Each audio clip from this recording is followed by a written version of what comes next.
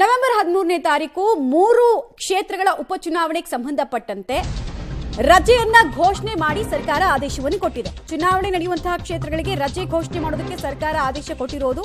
ಸರ್ಕಾರಿ ಖಾಸಗಿ ಸೇರಿ ಎಲ್ಲಾ ವಲಯಗಳಿಗೆ ರಜೆಯನ್ನ ಘೋಷಣೆ ಮಾಡುವಂತೆ ಡೈರೆಕ್ಷನ್ಸ್ ಹೋಗಿದೆ ಸರ್ಕಾರದಿಂದ. ಶಿಗ್ಗಾವಿ, ಚನ್ನಪಟ್ಟಣ, ಸಣ್ಣೂರು ಕ್ಷೇತ್ರಗಳಲ್ಲಿ ಬೈ ಎಲೆಕ್ಷನ್ ನಡೆಯಲಿಕ್ಕಿದೆ.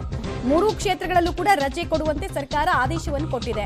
ರಜೆ ಏನಕ್ಕೆ ಅಂತ ಹೇಳಿದ್ರೆ, ಒಂದು ವೋಟಿಂಗ್ ನ ಪರ್ಸೆಂಟೇಜ್ ಜಾಸ್ತಿ ಆಗುತ್ತೆ. ಈಗ ವೀಕೆಂಡ್ ಅಂತ ಹೇಳಿದ್ರೆ ವೋಟಿಂಗ್ ನ ಪರ್ಸೆಂಟೇಜ್ ಜಾಸ್ತಿ ಇರುತ್ತೆ. ವೀಕ್ ಡೇಸ್ ನಲ್ಲಿ ಸಾಮಾನ್ಯವಾಗಿ ಎಲೆಕ್ಷನ್ ಡ್ಯೂಟಿ ಎಷ್ಟು ಇಂಪಾರ್ಟೆಂಟ್ ಅಂತ ತುಂಬಾ ಜನ ಮರ್ತು ಹೋಗ್ತಾರೆ. ಡ್ಯೂಟಿ ಇದೆ ಅಂತ ಹೇಳಿ ಎಲೆಕ್ಷನ್ ಡ್ಯೂಟಿನ ಪರ್ಫಾರ್ಮ್ ಮಾಡಲ್ಲ. ಹೀಗಾಗಿ ವೋಟ್ ಮಾಡಲಿ, ಪ್ರತಿಯೊಬ್ಬರು ತಮ್ಮ ಹಕ್ಕನ್ನು ಚಲಾಯಿಸಲಿ ಅಂತ ಹೇಳಿ ಸರ್ಕಾರದ ವತಿಯಿಂದಲೇ ರಜೆಯನ್ನ ಈ 3 ಕ್ಷೇತ್ರಗಳಿಗೆ ಸಂಬಂಧಪಟ್ಟಂತೆ ಕೊಡಲಾಗಿದೆ. ಸರ್ಕಾರಿ ಹಾಗೂ ಖಾಸಗಿ ಸೇರಿ ಎಲ್ಲಾ ವಲಯಗಳಿಗೆ ರಜೆ ಘೋಷಣೆ ಮಾಡಲಾಗಿದೆ. ಸಾಕಷ್ಟು ಮುಂಜಾಗ್ರತಾ ಕ್ರಮಗಳನ್ನು ಕೈಗೊಳ್ಳಲಾಗಿದೆ. ಲಾಸ್ಟ್ ಟೈಮ್ ನಾವು ನೋಡಿದ್ವಿ, ಸಂಡೂರು ಕ್ಷೇತ್ರದಲ್ಲಿ ಚೆನ್ನಾಗಿ ವೋಟಿಂಗ್ ಪರ್ಸೆಂಟೇಜ್ ಆಗಿತ್ತು. ಶಿಗ್ಗಾವಿಯಲ್ಲಿ ಕೂಡ ಚೆನ್ನಾಗಿತ್ತು. ಸೊ ಚನ್ನಪಟ್ಟಣದಲ್ಲೂ ಕೂಡ ಗಣನೀಯವಾಗಿ ಚೆನ್ನಾಗಿತ್ತು.